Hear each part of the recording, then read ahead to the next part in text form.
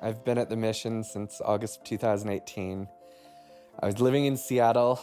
I was not in relationship with God. I knew of God, but I was actually blatantly running from him. I had actually made a vow that I wasn't going to give my life to Jesus. And I just watched my life continue to spiral down the drain to the point where I literally walked away from everything.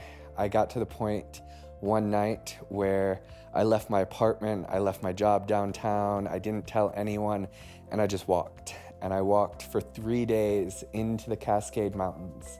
And I was looking for a place that I could throw myself off and I would die. And the elements and the animals would pick my body clean and no one would know whether I was alive or not. And up there on a cliff, I found my spot. I knew that it would accomplish what I was looking for. I heard Jesus say, "Keep walking." And at that point, I was just so dead inside. I had just reached the end of myself to the point where I don't know why I listened to that voice, but I kept walking.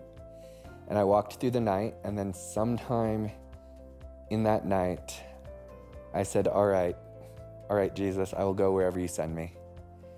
And he led me down the other side of the mountain, and he led me on this incredible, miraculous journey where I hitchhiked for the first time for days. And I knew when I left, I knew I was going to Arizona. And as I got closer, I knew I was going to Flagstaff.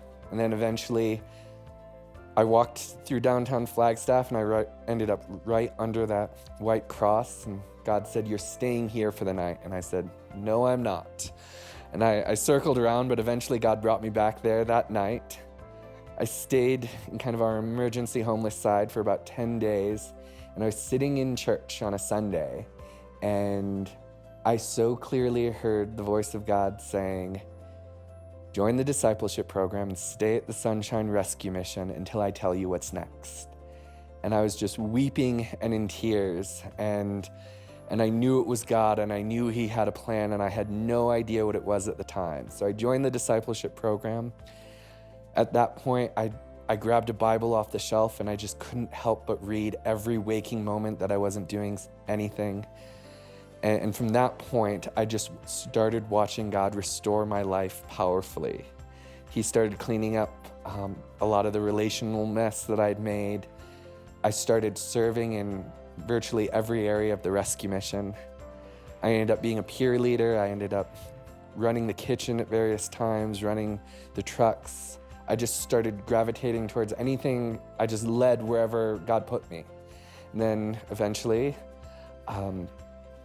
the previous director stepped down, and I remember God telling me, "Go and volunteer to be the interim director."